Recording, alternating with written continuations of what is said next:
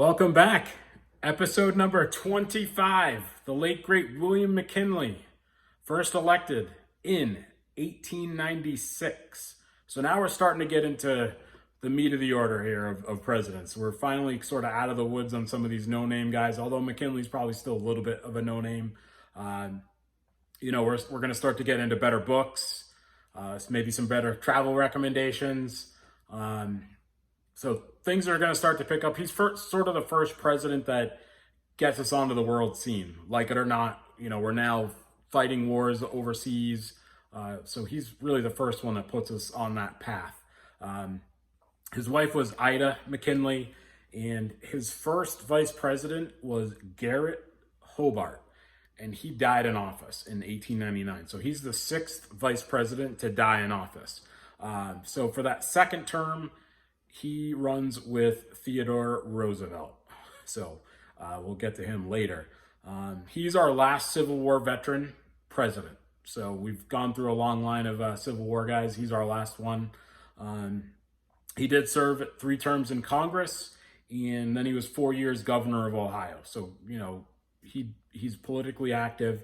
Now, he somehow gets into some business deal, and I'm not going to get into all the details, but in today's dollars, it was like $3 million of bad debt that he got himself mixed up with somebody while he was governor of Ohio. And again, Ohio's got like 8 presidents were born in Ohio. So it's like one of our biggest states for presidents. And, it was a swing state even then. So a lot of presidents and vice presidents from Ohio, the Indiana area, like that's always been. It's just always been. So he has this $3 million debt, and Republican operatives secretly pay it off. So just to me is like screams corruption. In early 1890s, someone came in and paid off all his debts and got him ready to run for president in 1896. So we talked about this already. So he gets us involved overseas. The first time America's really fighting other countries. So we remember the Maine, the battleship down in Cuba.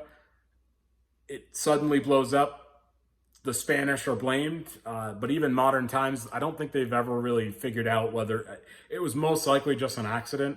I don't think it was actually the Spanish that did it, but we go to war with Spain, and we've got troops. We sink all the Spanish Armada in the Philippines. Like we just crushed the Spanish. Like that was it. That their time as a world power was basically over. We wiped them up, and there was really no match for us. And one thing that I didn't know, I had no idea about. He actually also sent troops over to China during the Boxer Rebellion, and this is where we get our first sighting of the late great Herbert Hoover, a Quaker pacifist. He's over in China. He's in mining at this point, and the troops are in trouble. And as just a normal citizen, he actually leads troops to safety in the midst of a battle without a gun. Herbert Hoover is terrific. So that's our first Herbert Hoover mention. This is in the late 1890s. He's over fighting in China. And again, I didn't even know we were fighting in China in the 1890s. So that's kind of interesting. Again, another one of our presidents that was assassinated. And I feel like nobody knows anything about it. The assassin his name is Leon Czolgosz. I really have no idea how to say his last name. It's Czolgose,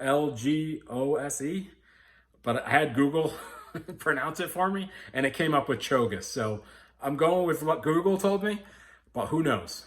If you know somebody with that last name, I would be glad to hear it. It's funny, there's the great conspiracy, and we'll get to it in a later episode of JFK, the lone gunman and all this, but it's like William McKinley, lone gunman. James Garfield, lone gunman. The real conspiracy was Lincoln, right? You had John Wilkes Booth, but they were trying to take out the entire federal government. So there were multiple people involved. There were multiple attacks that night, not for Garfield and McKinley. No conspiracies for those two. So just a crazed gunman. They were at the Pan American Expo in Buffalo, and he shoots McKinley at the expo. Takes him a couple of days to die. Theodore Roosevelt is sworn in basically at the scene of the accident, or scene where he dies. Book recommendations. I've got two great books. So we've got President McKinley. This is your straight up typical biography. It's excellent. You're going to learn a ton about McKinley. Interesting guy. Just a really good book. And this one, The President and the Assassin. So this is going to sort of flip back and forth, almost like a crime novel, between McKinley and the assassin leading up to the assassination. So you learn a lot about the assassin. This book is excellent too. I would read both. They're both very, very good. So President McKinley, travel recommendations. So he's buried in Canton, Ohio, in the pride of Frederick, Maryland. Brandon Fleming and I, it was on the tail end of our 7-president road trip across the Midwest. And so we show up in Canton on a Monday, and his presidential library was closed on Mondays. So I was so upset. But his memorial is just an enormous dome thing, a million stairs up. And I don't know how I feel about it, but there were tons of people exercising, running up and down the stairs for exercise. So on the one hand, there were people visiting his memorial. On the other, they probably had no idea there was a president inside. So I didn't get to go to the library. I wish I was able to, but it is what it is. We went on a day that was closed. I still make mistakes, even though I'm an expert at travel. We overlooked the library being closed. And a funny story, real quick, is now that we have this freed up opportunity, we have the opportunity to go to the NFL Hall of Fame. And we literally walked to the door and both turned to each other and were like, not interested. And to this day, I'm so glad we did, because it's still so funny that we went all the way there and turned around and went and left. All right, that's our 25th president, William McKinley. Bye for now.